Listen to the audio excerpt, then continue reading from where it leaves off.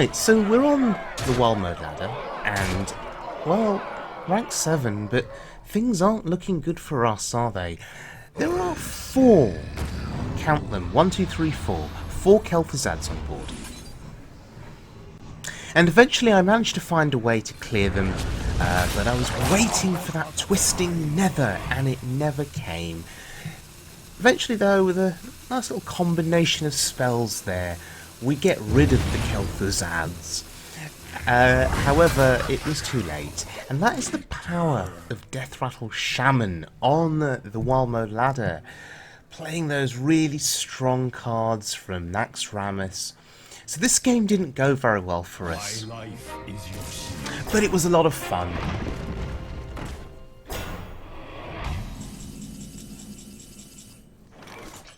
And once the KTs are gone, of course, the stream of other big threats comes through. Fun game there, didn't work out. However, this deck has won me quite a few other games. Other games have gone well. And this is a Renlock deck by a player called Joris HS. So thanks to Joris for this deck. How does it work? Well, you'll be familiar with Renolock. It dominated standard mode for quite some time, and then Reno got moved. He got rotated out of standard, and now he's exclusive to wild mode. So this is your typical Renolock deck, but plays a few interesting wild mode cards. Sylvanas, who also got recently moved to wild mode. You've also got Sludge Belcher in this deck. Now, with some Death Rattle synergy there, N'Zoth the Corruptor makes an appearance.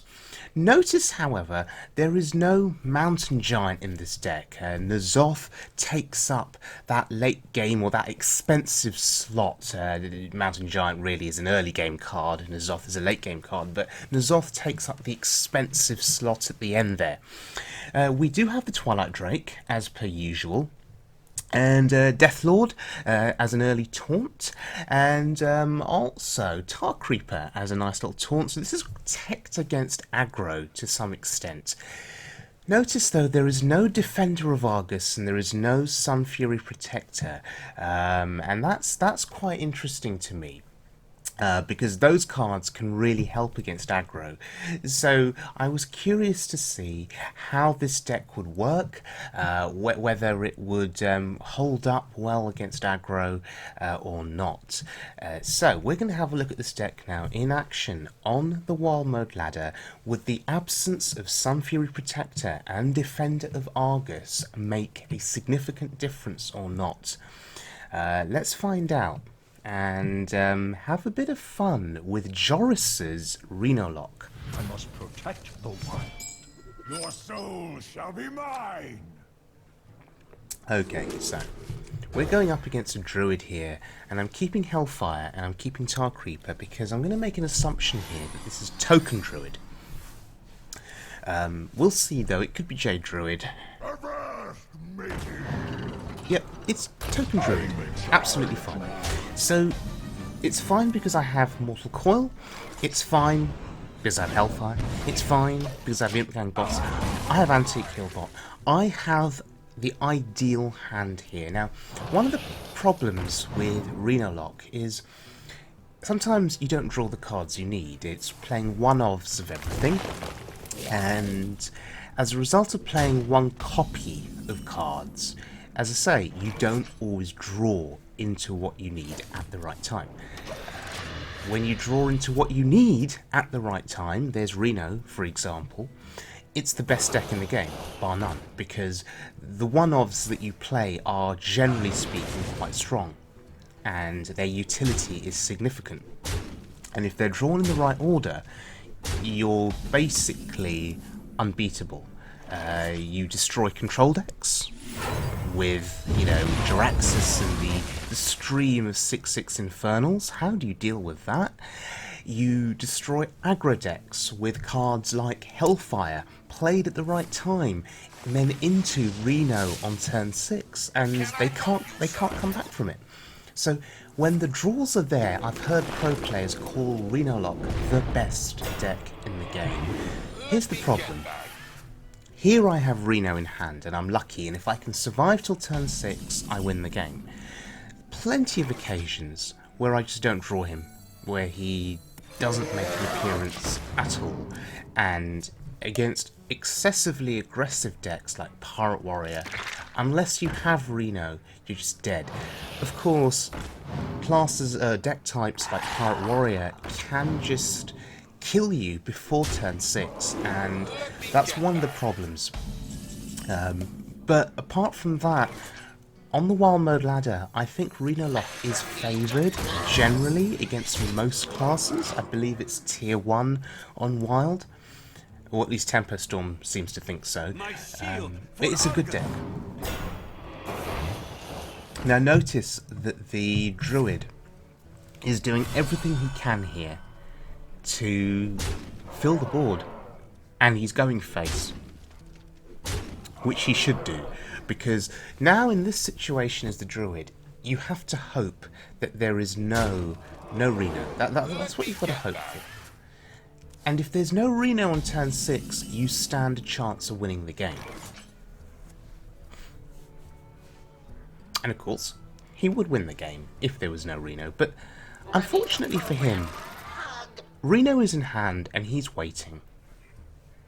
The question is, what trades do I do? We definitely have to get rid of Jeeves. We're not popping the egg yet. It'd be bad news for us. And, yeah. We're gonna be rich. Play Reno Jackson. Plus 22 health. Pretty good.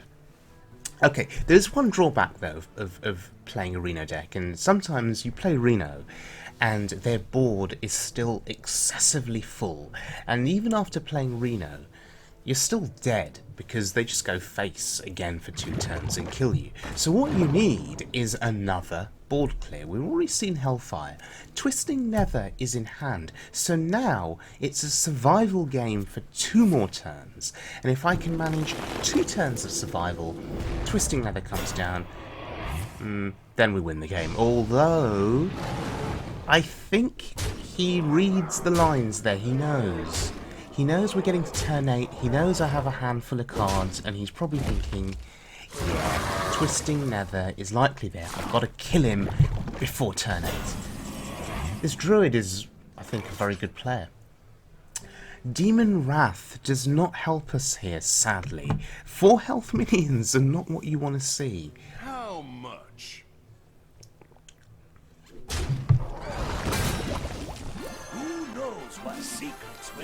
Okay, so we buy ourselves a little bit of time. We live for another turn there. Okay. Fantastic utility in this deck. Brown Bronze Beard, interacting with you know, some different cards here. Kazakus and Bran is your primary combo, but don't be afraid to use Bran and Funnel Cakes guy there. It's such a good healing combo.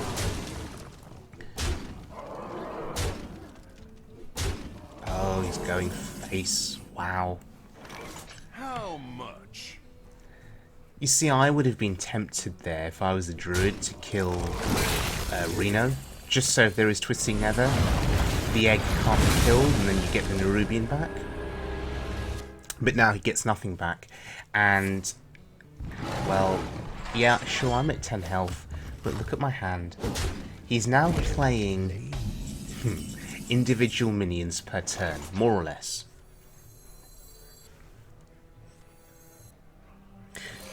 So what we need here is board presence. I was going to play Lothar, but that's not needed yet. Board presence is what's needed. Board presence, flooding the board, going wide on the board will help contest. Well played. I can see. Yeah, will help contest individual minions, and unfortunately for him, that was it. So we had all the board clears that we needed at the right time, and we streak into rank 7.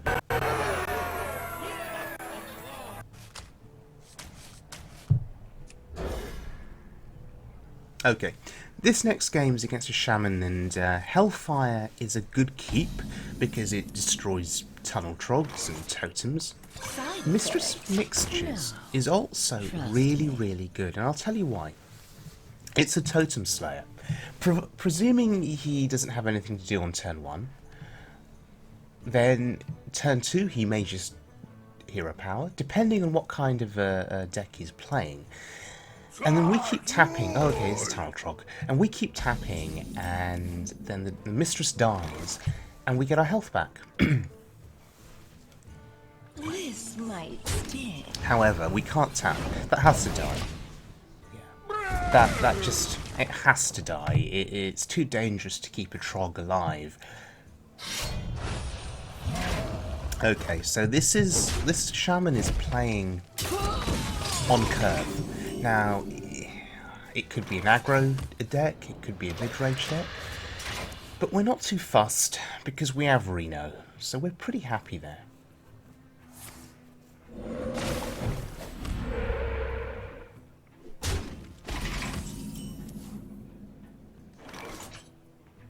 Death does not scare me. Deathlord is strong, however Hex is a problem. Now, one of the things I've noticed recently on the ladder is Shamans running Devolve, for example. So I've been playing some Egg Druid, and anytime, I think I'm favoured against, with Egg Druid, I'm favoured against most deck types, but when I run into Shaman, it's always Devolve, and I lose the game. And Devolve against my deck here is a bit of a problem because, you know, you play high value minions, right? You play Sludge Belchers, you play Twilight Drakes. Devolve on those minions, I mean, it's not the worst thing in the world because these minions, unlike with Egg Druid, the Renolock's minions are expensive. You know, they have high cost, so you still get you may still get something decent. But with the case of Belcher, if they play Devolve, you lose the Death Rattle. So N'Zoth the Corruptor does not get any value, and N'Zoth is actually a win condition in this deck.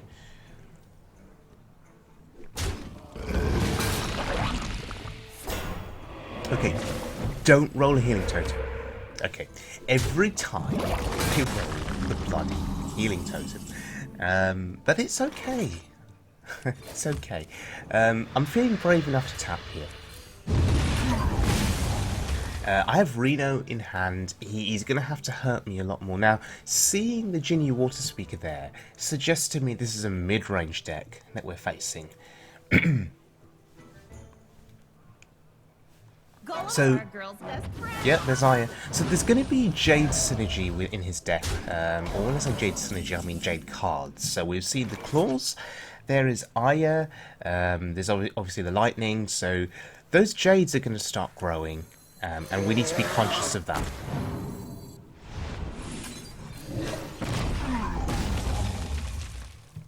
I'm going to expect a double trade here from Aya and the Water Speaker. But he may have Hex.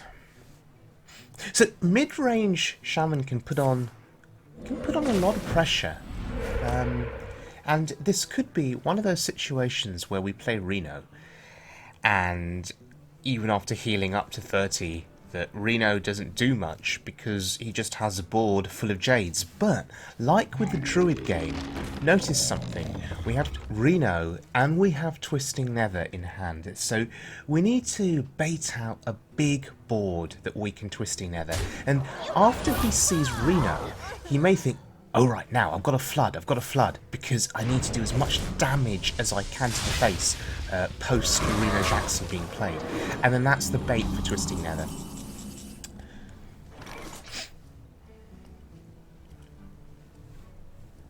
Because there's always that worry that, oh god, the Warlock's back to 30 health, okay, I need to seize the advantage now, I need to take the initiative, I need to damage him as quickly as I can, you know, before Jaraxxus, or I need to flood that board, or if I flood the board, he won't play Jaraxxus, and of course we have Nether, so...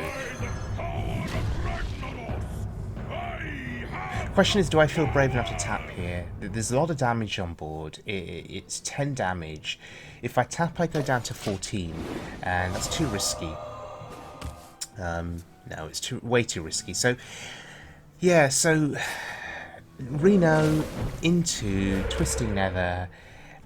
because he floods the board, and then after that on an empty board, hopefully, we just play, or on a small board, we play Jaraxxus, and then we just generate value every single turn, and they can't deal with the Infernals. Okay. Do you know, I'm actually considering nethering this instead of playing Reno.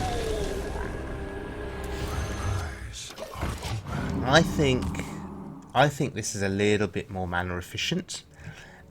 It's also giving a read that... Oh god, yeah. It's also giving a read that maybe I don't have Reno, and now he's going to overcommit.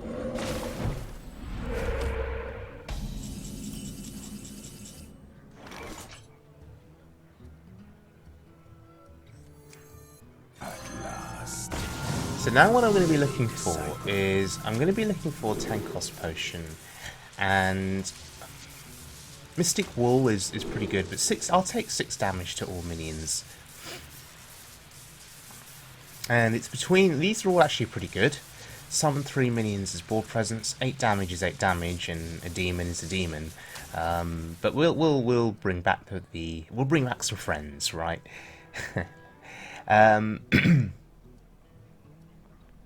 I'm actually wondering whether I did this all wrong. Should I have just Reno'd first and then let him flood the board a little bit more? No, because he wouldn't have played Bran. After we nethered, he felt safe to play his Bran Bronzebeard.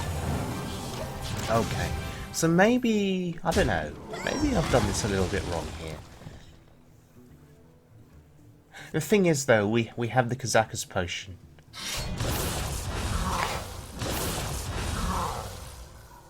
Oh wow, look at him go. Look at him go with the Jade value.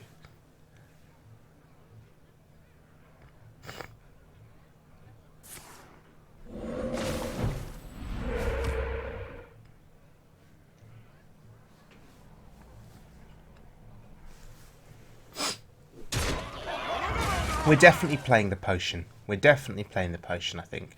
Well, actually, the potion doesn't kill the 7/7 or the 8/8.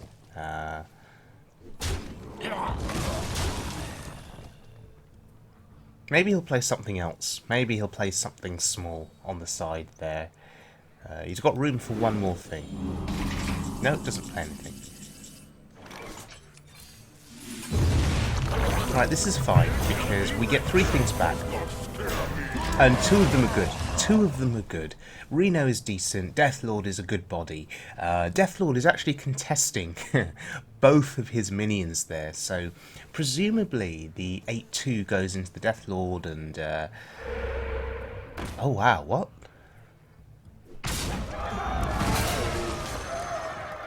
Oh, he wants to do 10 to my face. I see. It makes sense. Surely he must be running out of Jade Golems now. This isn't Druid. Druid can just generate endless value with Jade Golems, but surely now the Shaman is reaching the end of his tether with the Jades. Wow, he really wants to maintain that board, doesn't he? He doesn't want that 10/2 to die, so interesting.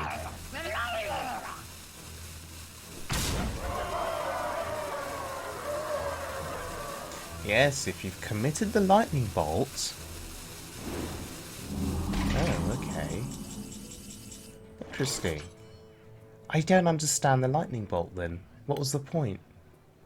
Wait, did he use the weapon? Did he use a charge on the weapon? How much? Did he forget to attack? I can't remember. But look, I mean, that's just disgusting, right?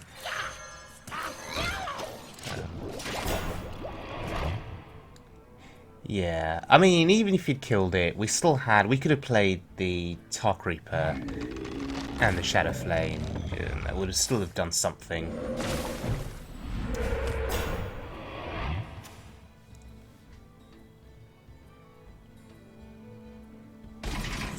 And now, if he's out of threats, if he's out of golems, and we have a taunt on board... You face Jaraxxus! You faced Jaraxxus. And because of the discount, we make an Infernal. So the question now, of course, is do we trade our face in? I think we do. We kill that.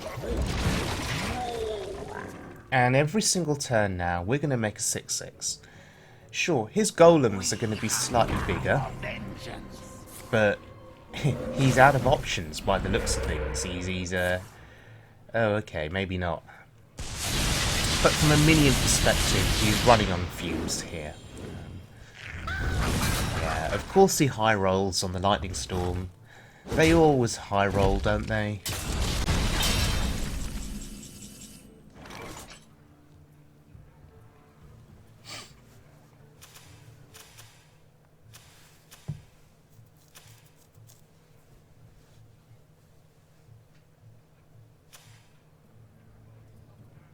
The question is, do I want a Demon Wrath here?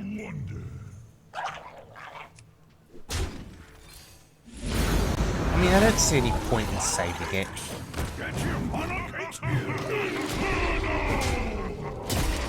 It keeps my imp on the board. Yeah, that's fine. We still have the heal bot for healing. We have Siphon Soul for a big golem. And we'll just generate Infernals. Okay, if he's hexing a 6/6, that feels really, really good. Really, really good.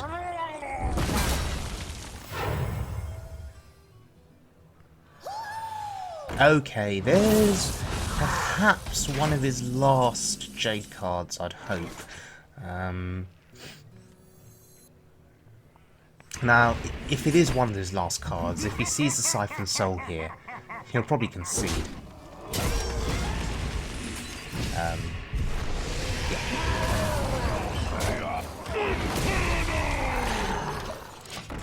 Okay, just going as wide as we can on the board, and I'd say this is all but over. Now, I was slightly disappointed, I think, with my ordering in this game. I mean, between playing Reno and Twisting Nether, did I get the ordering of that incorrect? I don't know. But it's worked out. Whatever I did, obviously, has worked out for me here. And we've essentially outvalued this mid-range Jade Shaman, and that gives us the bonus stream. Okay, one final game here. It's against a warrior. Now, the assumption I always make is that it's Pirate Warrior. That's my assumption on WoW mode. The Quest Warrior does exist, Taunt Warrior does exist, Patron Warrior still gets played. But the thing is, I have Reno. I have Reno in hand, and that is the key thing. If it's Pirate Warrior, I have Hellfire, I have Dark Bomb, I have Shadow Bolt, I have Reno, and Mortal Coil. Those cards help to keep me alive and to clear board. And against Pirate Warrior, that is so very, very important. The only thing these cards don't do much against is weapons. He can hit my face with an Arcanite Reaper, there's nothing I can do about it. But if he's armouring up, what is this? Taunt Warrior? Quest Warrior? I mean, he didn't play the quest. Death does not scare me. Okay, this is not Pirate Warrior. This is N'Zoth Control Warrior, not playing the quest. I mean, the quest is quite expensive. It's a legendary card, right? So not everyone's going to have it. But on WoW mode, you don't need it. A Control Warrior on WoW mode is certainly viable with Belcher, Deathlord, Sylvanas, N'Zoth, Justicar. And ladies and gentlemen, well played, sir. Yes, that is the drawback of playing Deathlord. And Lotheb on 5 is a strong, strong body for us there. It's going to sort of stop. It's going to stop the shield slam, which I think is pretty good. So yes, this is a Taunt Warrior. There's a 3/6.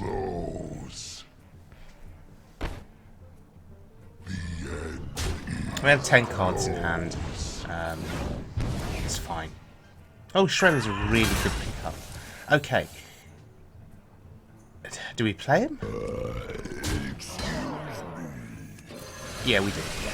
These are three of my more threatening minions. I was actually considering playing a Mistress there, or Tar Creeper, but yeah, if these three get wiped out, that's three of my good ones gone. But this wouldn't bring out a brawl. I mean, there's not enough on the board, so it's fine. Okay, there's a weapon for sure, but he's not killing it. Isn't that interesting? Yeah. The preemptive hit with the Death Spite there into the Sludge Belcher. The end is close.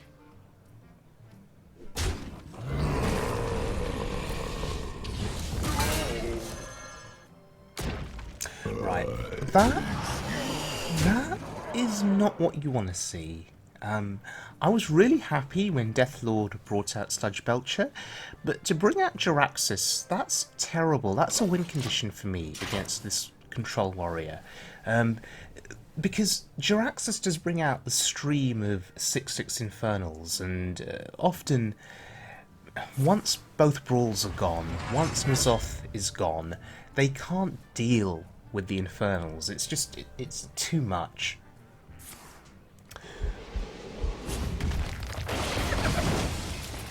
Interesting that he used the Shield Stab there.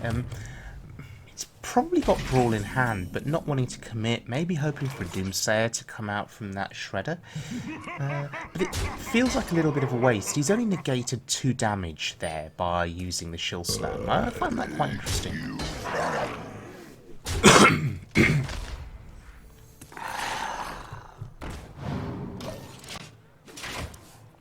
Okay, sorry, excuse me. I'm losing my voice. I ain't talking. Oh my god. So, Jaraxxus gets pulled from the bloody Deathlord. Reno gets pulled by Dirty Rat. That really is dirty. So what is my win condition now? That's 2 win conditions gone. Jaraxxus, Reno. That's bloody unbelievable. Bad luck on my part. But the win condition is N'Zoth. And there's going to be 2 Dirty Rats in his deck, presumably. We just need to make sure that N'Zoth doesn't get pulled by the second Dirty Rat.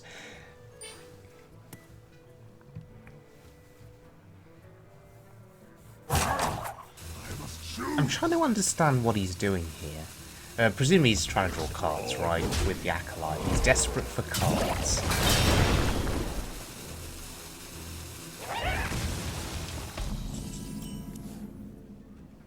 I still have control of the board, and his health total is very, very low.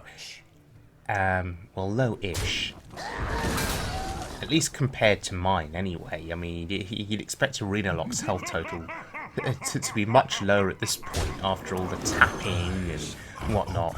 And of course there's no Reno now, so no Reno we can play actively. I'm protecting Jaraxxus from execute, so I'm actually preferring to heal Jaraxxus rather than heal my face. Now, if I can keep the pressure going, we can kill him. It just depends on how many taunts he plays, but I have Shadow Bolt, I have Hellfire. What now?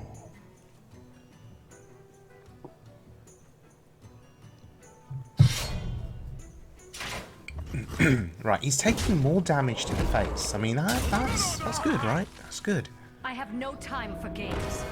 That's annoying.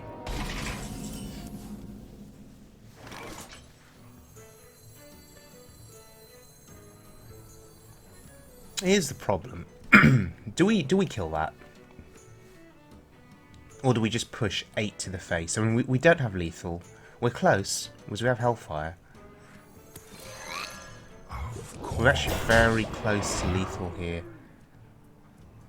It's a shame we can't play Enforcer and Hellfire on the same turn. If we play it on the same turn, we'd win, but... yeah. Yeah, this is awkward. So if in doubt with Sylvanas, you ignore her. And I'm not going to commit any more to the board. Not yet.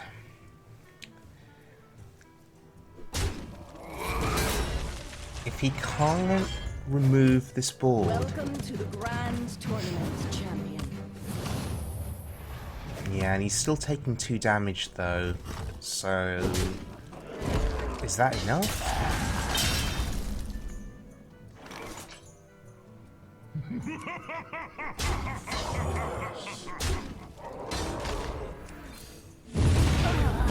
There we go. Wow. No, he steals Jaraxxus for good measure, but hey, we were able to put on a significant amount of pressure there.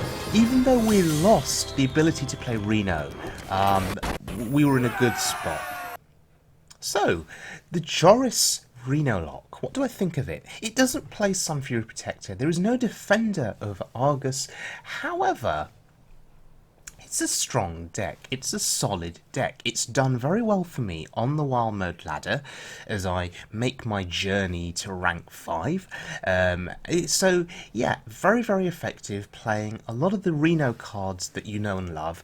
Honestly, given how aggressive the meta can be with Pirate Warrior and Egg Druid, I'm seeing a lot of Egg Druids and aggro Shamans, this deck is teched out quite nicely to combat them. I'll tell you that I didn't notice the absence of Argus and Sunfury. It's as if I didn't need them in most of my games because I had Refreshment Vendor, Anti-Heal Bot, and enough other tools to keep me alive without needing the taunts. And of course, for taunt value, you still have Deathlord of all things, and you know you still have Sludge Belcher, and Tar Creeper. So Tar Creeper and Deathlord sort of maybe replace the need for Sunfury and Argus. The only problem, of course, is in the late game against certain classes. If the game is going very, very long, playing a Sunfury or a Deathlord on the Infernals that Jaraxxus produces is so effective and often game winning, so we lose the ability to do that. But apart from that, it's a very, very strong deck, and it's good against pirates if you draw the healing and the Reno, and it's good against, I think, most other decks that you're currently facing on the standard mode ladder between rank 10 and rank 5 on EU. So thanks very much for joining me, everyone. I hope you enjoyed the video. If you did, please subscribe, I'd be very grateful, and I'll see you all again very soon for more Hearthstone action.